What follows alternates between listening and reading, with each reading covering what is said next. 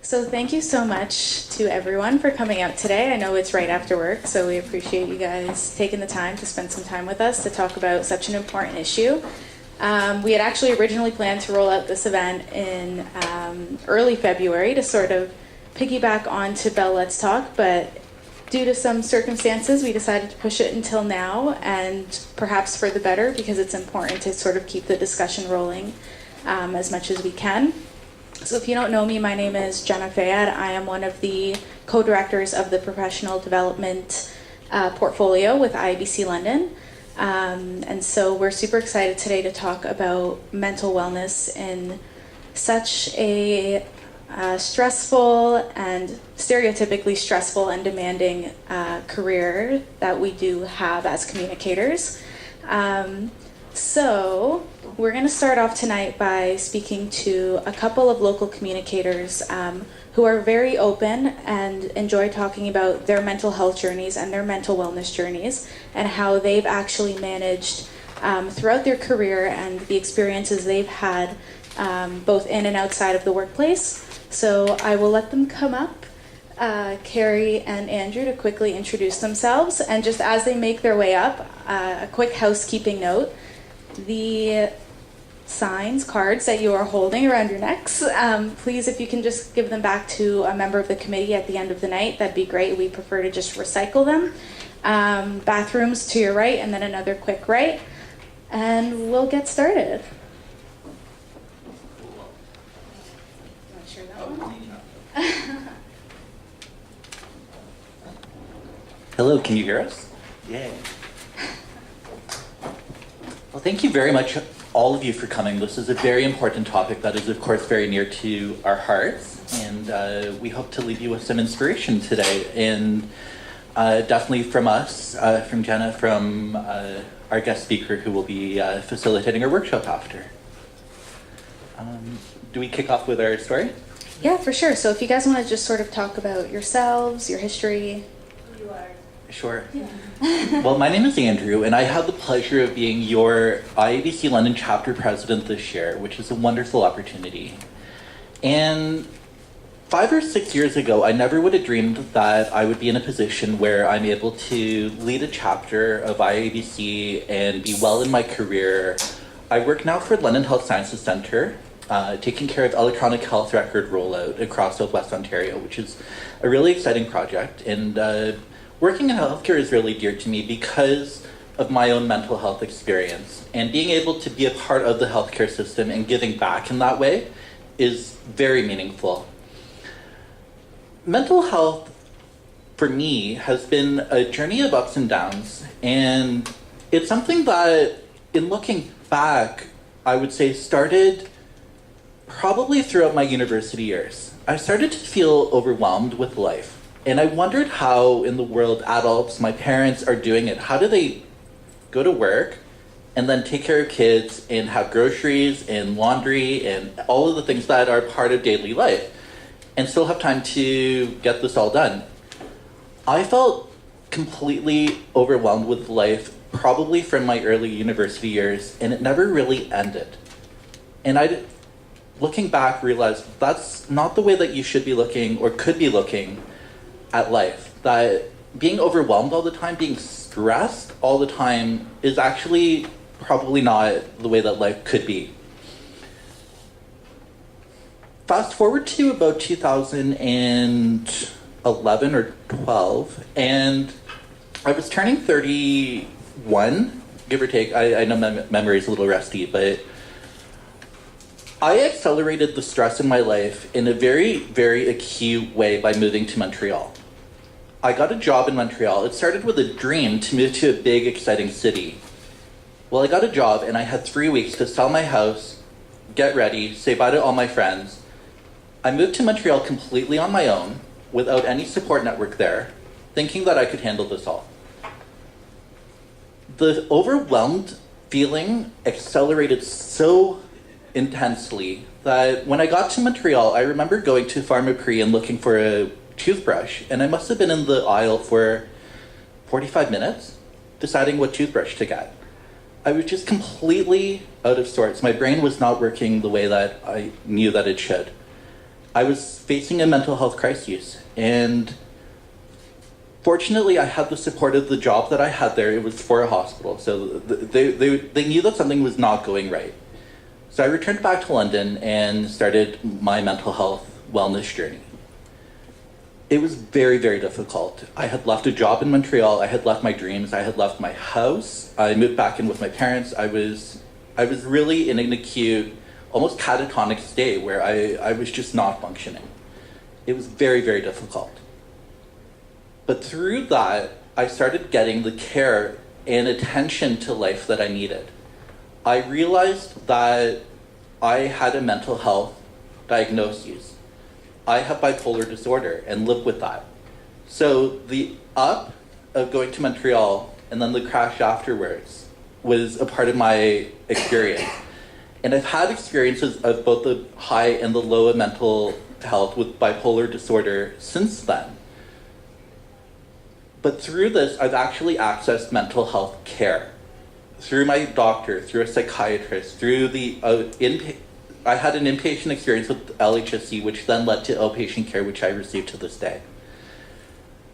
This was all very, very difficult, but it really brought me to where I am today because I've been able to, through a lot of the tools that I learned, which we'll talk about today, to manage my mental health and wellness and learn to take life with a perspective of having it in a simplified, organized, and self-care aware way so that life doesn't feel overwhelmed all the time anymore. I'm able to go to the grocery store now. I love going to the grocery store now because I have life together. I'll talk a lot more about the journey as we go through the course of the evening, but that's kind of where I ended up today. And I'll turn it over to Carrie next. So I'm Carrie Loudon, and I am actually the co-director with Jenna for IABC Professional Development Portfolio. My journey, actually I'll back up. So I am currently a strategist, quality assurance specialist, and client services manager at Tenzing Communications Inc., which is a small boutique Marcom agency in town. And I'm in over 14 years now into my career.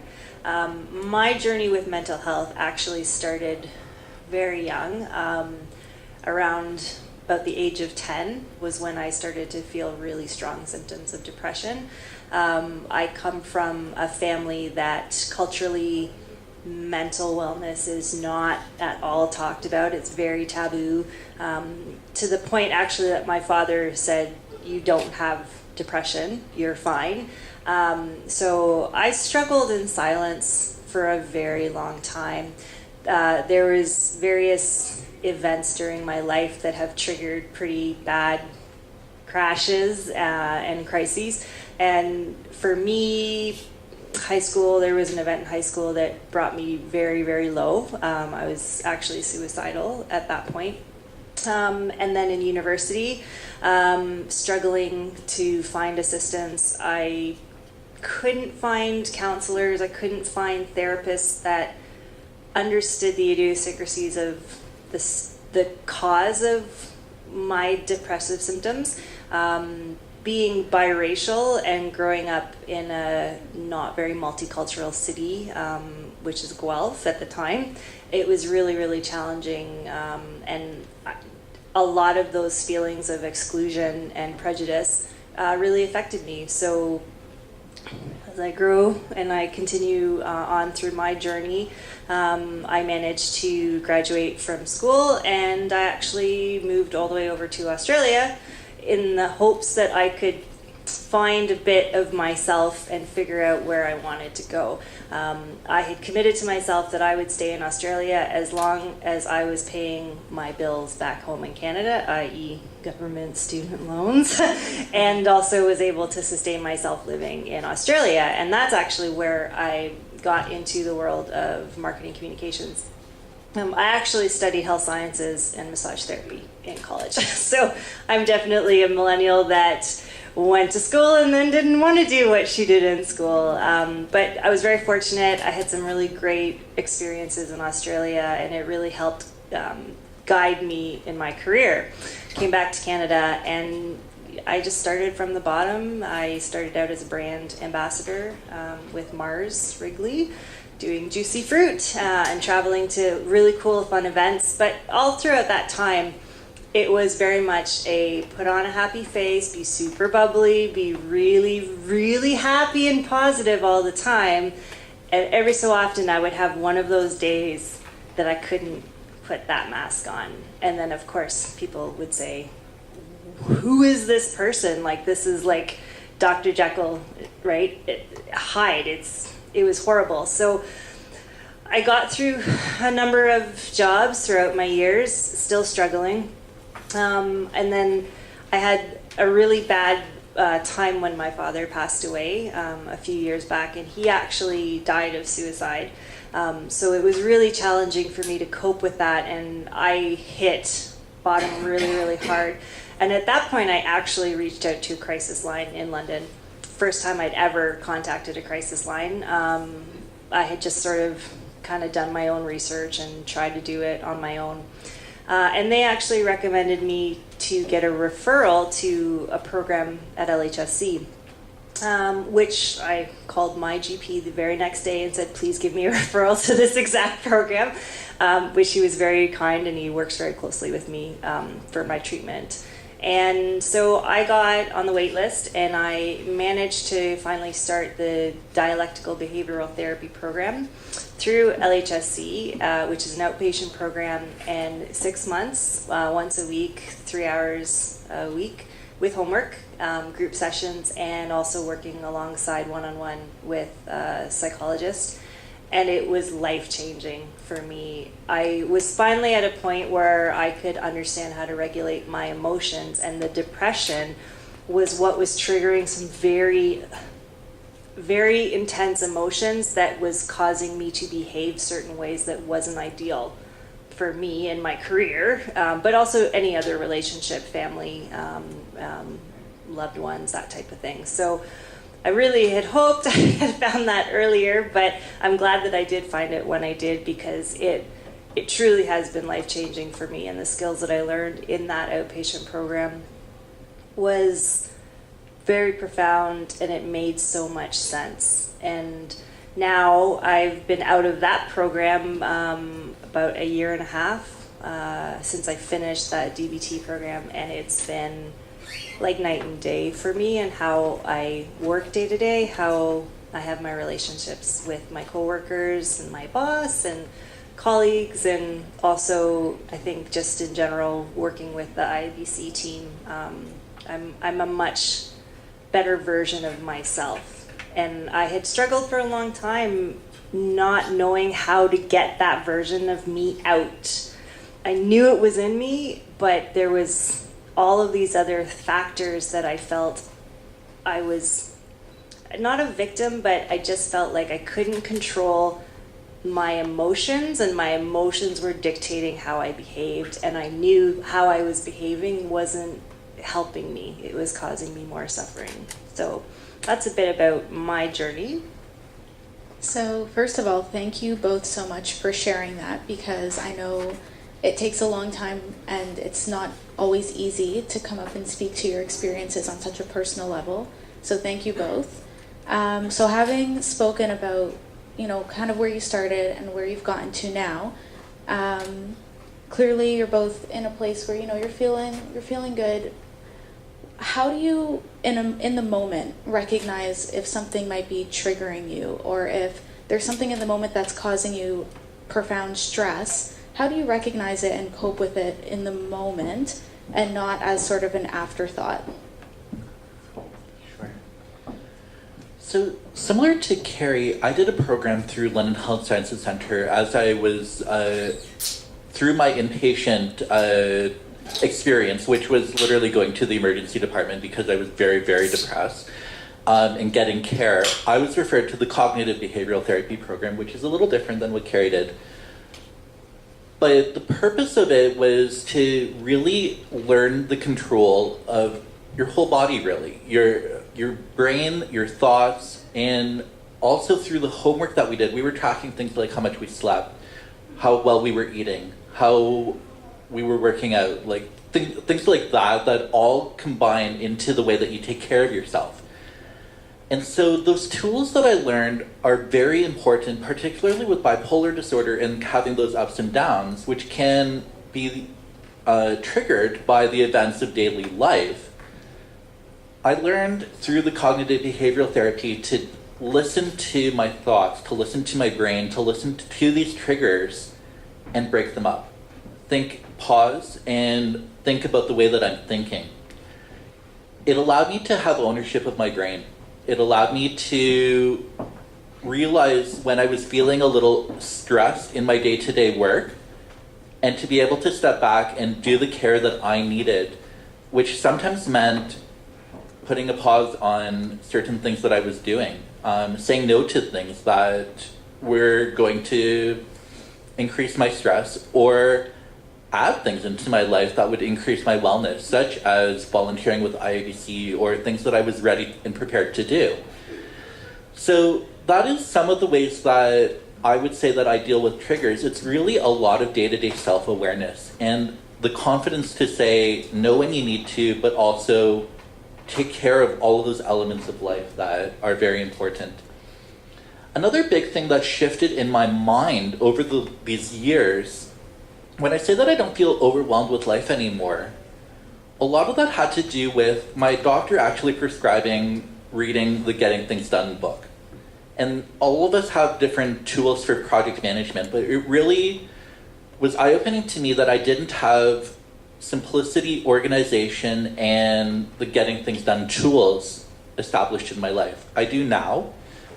I have a lot of ways where I've simplified like my online presence. I pick what social media I follow. Like I have to be, as someone who lives with bipolar disorder, very deliberate about the way that I live my life and the things that I choose to let in it. Those things help me to manage the day-to-day and to function at a better capacity. I also really limit how much social media that I consume as just an individual versus obviously in my work job. I follow a lot of cat owner accounts and dog owner accounts, and I try to really limit myself on Twitter because sometimes I find Twitter is just way too negative. For me, I didn't really fully understand what triggers set me off until I worked in the DBT program, actually, because one of the fundamental concepts with DBT is understanding when you make choices and you act from emotion mind versus wise mind. So wise mind being, okay, I'm doing something that's more logical and I understand consequences if I do A or B. Emotion mind is often fueled by very intense emotions like anger, frustration, fear.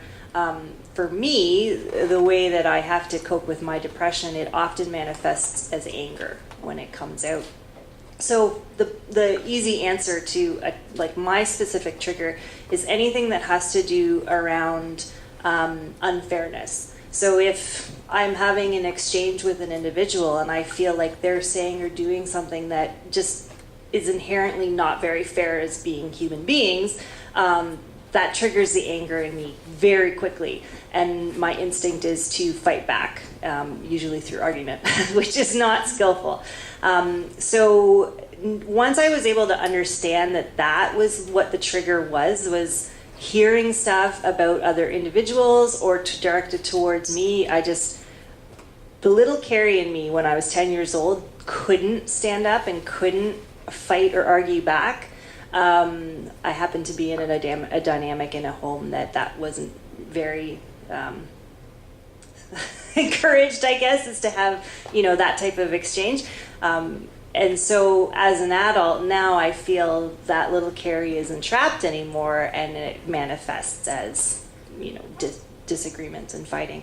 But one of the things that really helped from the DBT program, and I think it also aligns with CBT, is understanding what is physically manifesting in your physical body. So when even if my brain doesn't catch right away that I'm having a discussion with someone and they're triggering me, right away I can feel like tingling in my fingers, and I feel hot, and I feel my chest start to tighten and my breath shortens. So understanding that the things that manifest in us and trigger us, it's not just from the neck up. It actually is all the way through your body, and understanding and being aware of what things, like what type of emotions trigger or elicit certain physical. Some people, they find that their shoulders creep up really quickly, or they find that they're talking over the other person. So there's those types of things that I was able to understand and better have a grasp on through the DBT program.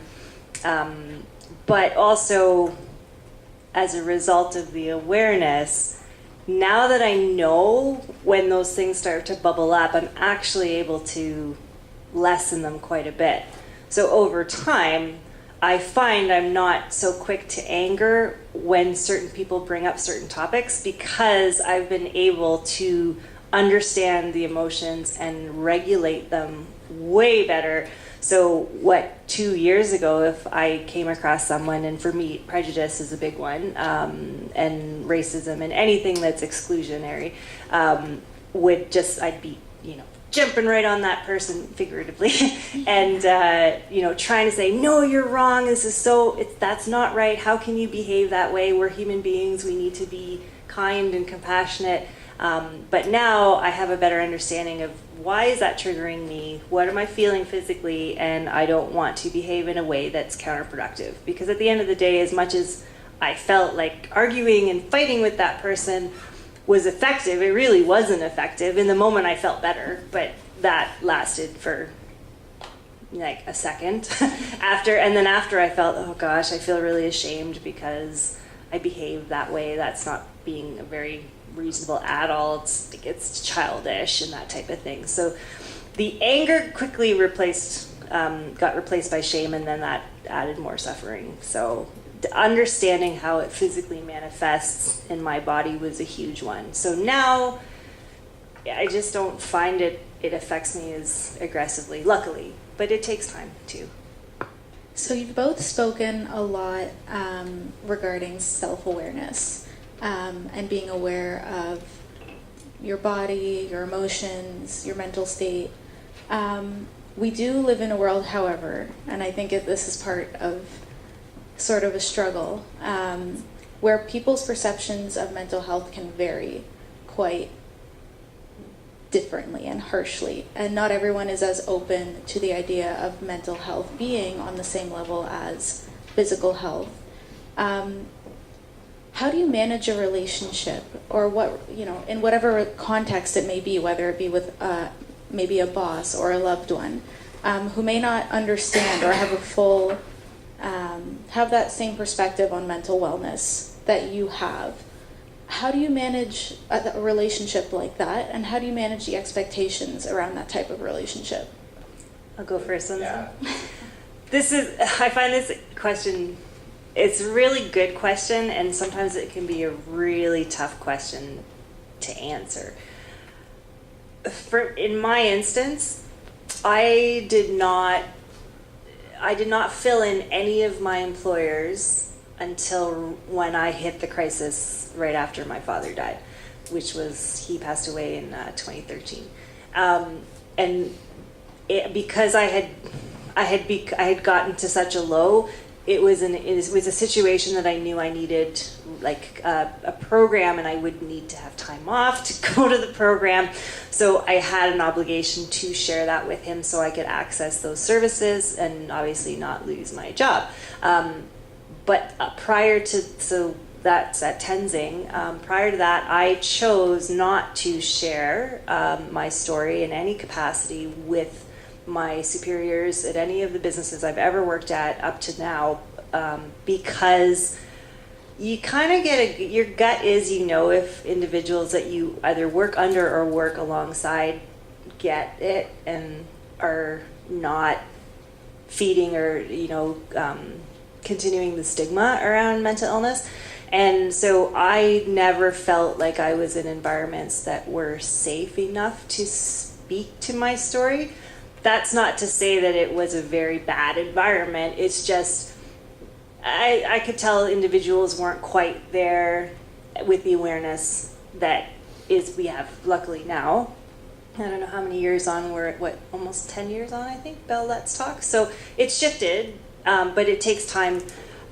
I have found that go with your gut. So if you are living with a mental illness or, anxiety or, challenges where, because there's an event in your life that's triggered some more intense emotions than what you're maybe accustomed to, go with your gut. You don't have to share your story. You can share a little bit of your story, but really trust your gut and know that it is a risk always if you share it with your coworkers or the people that you report to, but you feel it out. I would have conversations that weren't related to me, but would bring up the topic of mental wellness, and some individuals I could tell, okay, yeah, they're a little bit more open-minded. And then there were other individuals that I could tell, yeah, they didn't get it. I'll just give you a quick anecdote. There was an organization I worked with, and I was attending bereavement groups, sessions, and it was every other week, and it had me leaving half an hour.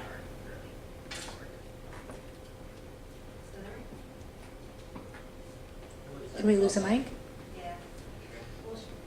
So I was going like every 2 weeks, and it was really, really helpful. And the individual that I worked with at one point said to me, this is about 6 months in, haven't you finished your bereavement group yet? Like, you should be done by now. And you hear something like that, and this individual didn't know anything about the other part of what I'm dealing with, let alone the grieving of losing my father.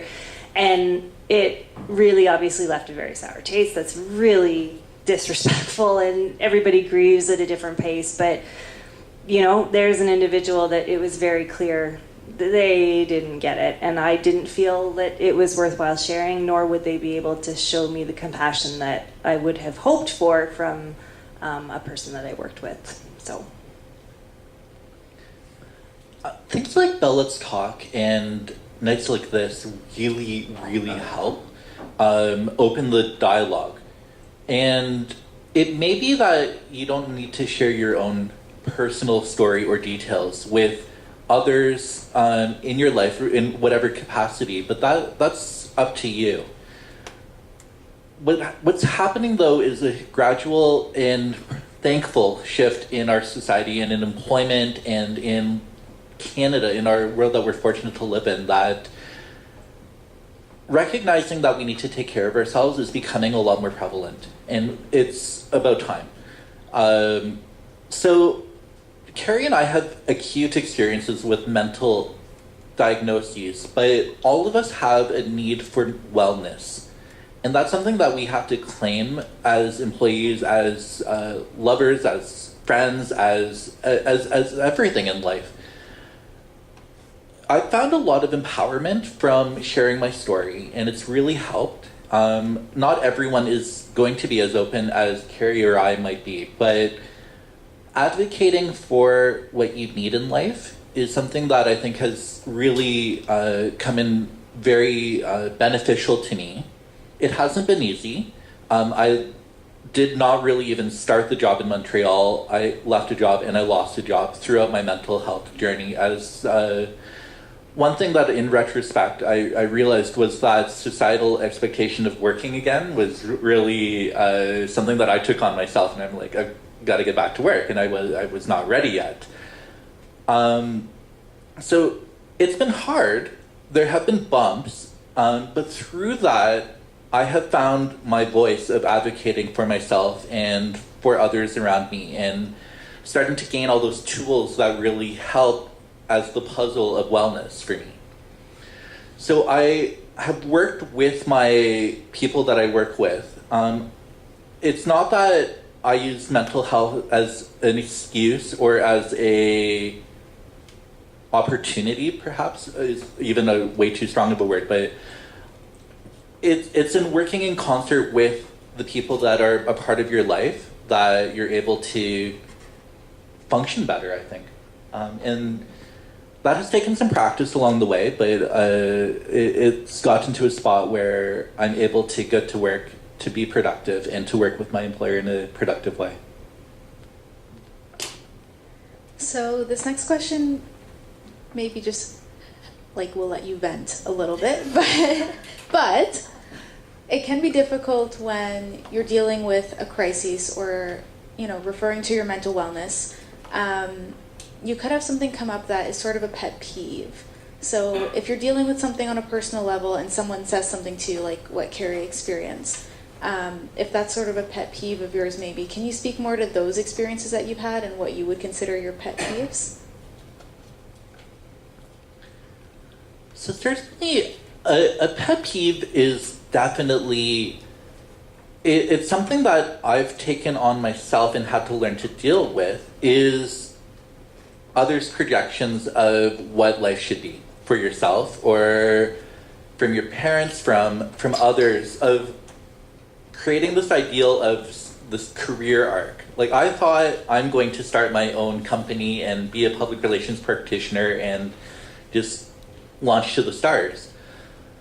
And I think what I had to realize was that no one was really expecting that of me. It was almost a self-projection that I just started to take on, and that was adding stress into my life that really, if I looked at it, no one was actually saying, Andrew, you've got to do this, do that, have this job and rise to that level at any point of career. So I've said a couple times this evening about taking ownership of your life, of your wellness, of what you need. And part of that for me has been stepping back, simplifying my life a little bit, and realizing that the priority is what keeps me well. And through that, through taking care of the basics of life, of my relationships, and of getting the supports that I need, I've been able to conversely function at a higher level than I had been before. So for me, that pet peeve is when someone puts that expectation on someone else of, for me it was from getting back to work, like almost right after I came back from Montreal and realizing that that wasn't realistic. So it's managing people's expectations and also then realizing that some of that is my own taking it on, and that I can take the ownership back and live my life my way. I probably have two. So in reference to the example I gave earlier, that I wouldn't say it's ignorance, but what really frustrates me is people thinking that what you are living with, in whatever severity it may be, is not valid. So, you hear, people muttering to each other, oh yeah, she took a mental wellness day. She's not really taking a mental wellness day. She just wants a day off work, and she's, playing hooky kind of idea. I can speak very strongly, and I think Andrew can too. If you live with mental illness and you need the time, you would rather not live with the mental illness and work rather than having to take the day or whatever you need. It's not an excuse, and I think a lot of individuals often struggle with that because, someone lives with diabetes, it's something tangible that they can understand, right? They know that they have to take insulin, right? And people show a lot of compassion to those who have illnesses that are visible, as it were.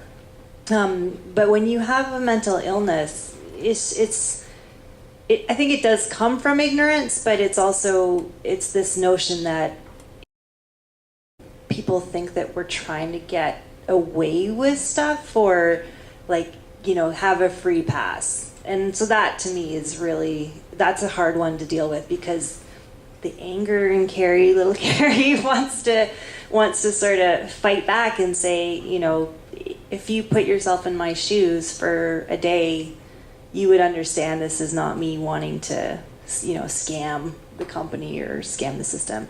Another thing too, I think, is it's a additional section to this point is when people behave in a certain way that invalidates what you're feeling. So I'm very fortunate. I have a very, very, very supportive partner, and he's kind of at the apex of my support network. And we always have this discussion that we can't be angry at each other for what we're feeling. So you feel what you feel, and I can't tell him you can't feel that way, and he can't tell me you shouldn't feel that way. And I think when I hear that type of thing, it really gets under my skin, because this is what I'm feeling, and I don't want to feel this, but I'm feeling it. And you saying something to the effect of, well, you know what, there are a lot of other people on the planet that have it way worse than you do. I get that concept. Yes, that's true. Literally, that's true. However, when someone says that to me, especially someone that I care very deeply about, i.e. a very close family member, it's really tough, because it feels like they're invalidating what it is you're experiencing at that moment, and that just adds to it. It makes it even more intense. It makes you feel worse about yourself, because then you start thinking about all the individuals across the world that, you know, don't have basic food, water, shelter, that type of thing. And then you start second guessing yourself. So I find that is not helpful when people, I know that they mean well, and I think most people do mean well when they're trying to engage with you when you're in that moment, but it's not helpful. And sometimes I find the most helpful thing is a person saying, that must be really hard, or I can appreciate why you're feeling what you're feeling based on what you've described to me. Acknowledging what I'm feeling goes a long way. I don't necessarily need an individual to tell me what to do to feel better, because part of that comes along, at least for depression, is that sometimes you just feel really icky, and there's no rhyme or reason, but it is what it is. And for someone to say, well, do this and you'll feel better, that's not helpful.